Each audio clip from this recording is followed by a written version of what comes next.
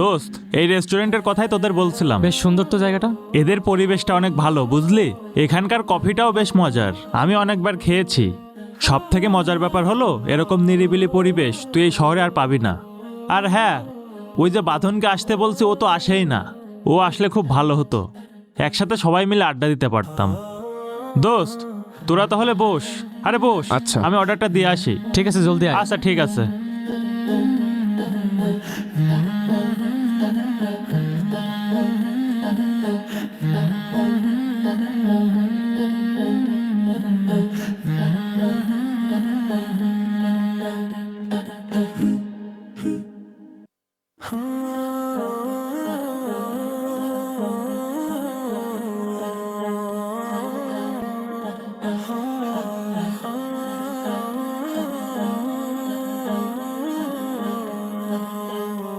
এই তো মামা চলে এসেছি।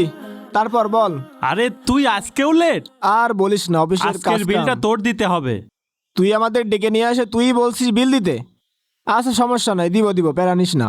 তবে মামা, আজকে কিন্তু তুই দারুণ একটা জায়গায় নিয়ে এসেছিস। যেন শহরের মধ্যে এক টুকরো গ্রামে ছোঁয়া পাচ্ছি। খোলামেলা বাতাসে নিঃশ্বাস নিতে পারছি, খুবই ভালো লাগছে। এই রেস্টুরেন্টটা এই শহরের মধ্যে সব থেকে সুন্দর রেস্টুরেন্ট। এই শহরে এরকম আরও 4টি শাখা আছে, তবে আমার কাছে এই শাখাটাই বেশি ভালো লাগে, এই জন্যই তোদেরকে আনলাম।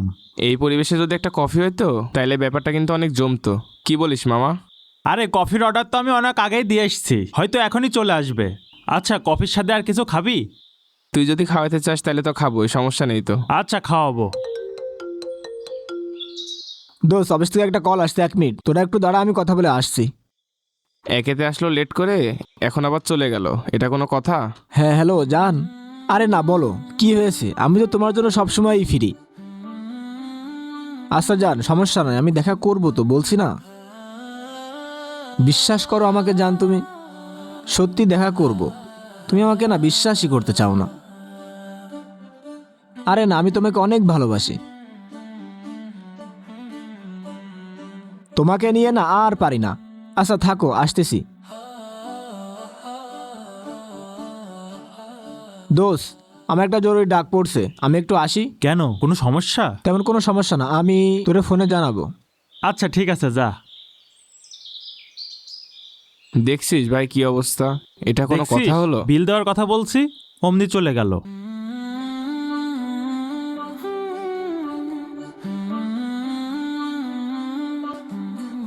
স্যার, আপনাদের কফি।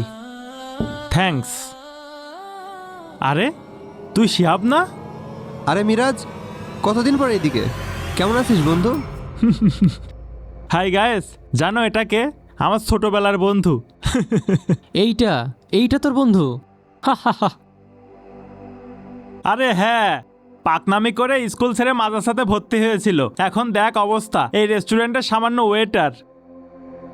কিরে শিহাব, তোর স্বপ্ন তো অনেক বড় ছিল, শেষমেশ টেরেতে কফি নিয়ে ঘুরছিস। মাদ্রাসায় পড়ে মানুষ কি করতে পারে এটা সবাই জানে। তবে বন্ধু, বিষয়টা কিন্তু তোর সাথে দারুণ মানিয়েছে। আগে মাদ্রাসায় পড়ে হুজুরদের খেদমত করতিস, আর এখন রেস্টুরেন্টে পাবলিকে সার্ভিস দিচ্ছিস। ক্যারি অন বন্ধু, ক্যারি অন। বন্ধু, তোরা এভাবে কথা বলছিস কেন? তো ওইটার সঙ্গে কিভাবে কথা বলবো? ওয়েটাররা কি মানুষ না? মানুষ, কিন্তু ছোট লোক। দোস্ত, তোরা ভুল ভাবতেছিস।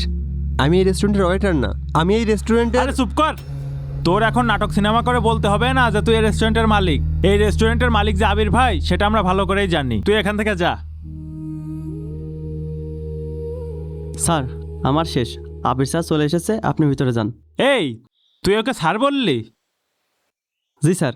তোমাদের এখানে কি একজন ওয়েটার আর একজন ওয়েটারকে স্যার বলে? না তো, ওয়েটারকে স্যার বলবো কেন? তাহলে ওকে স্যার বললি কেন? কারণ উনি ওয়েটার না, উনি এই রেস্টুরেন্টের মালিক। মালিক? শিহাব এই রেস্টুরেন্টের মালিক হবে কেন? এই রেস্টুরেন্টের মালিক তো আবির ভাই।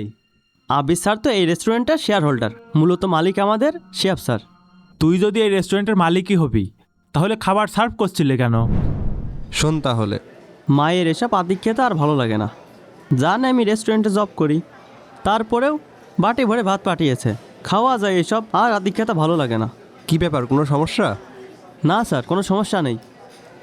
আম্মুকে প্রতিদিন নিষেধ করি ভাত না পাঠাতে, টিফিন বাটি ভরে ভরে ভাত পাঠাই। এখন কি আমি ছোট আছি বলেন? দেখো অনেক, সন্তান কখনো মা বাবার কাছে বড় হয় না। আর এটা শুধু টিফিন বাটি ভর্তি খাবার না, এটা তোমার মায়ের ভালোবাসা। তোমার মা আছে তো, এই কারণে তুমি মায়ের অভাব বোঝো না। আমার মা নেই, আমি বুঝি মা কি জিনিস।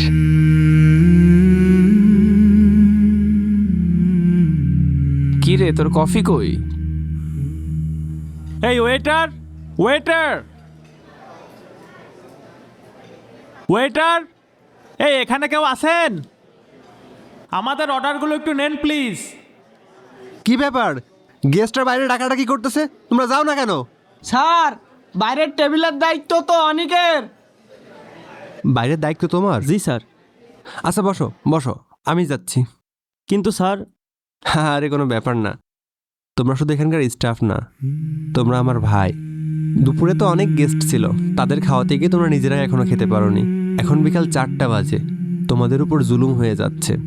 আর আমি জুলুমের ব্যাপারে আল্লাহ তাআলাকে অনেক ভয় করি। তুমি খেয়ে নাও, আমি বাইরে দেখছি, ঠিক আছে?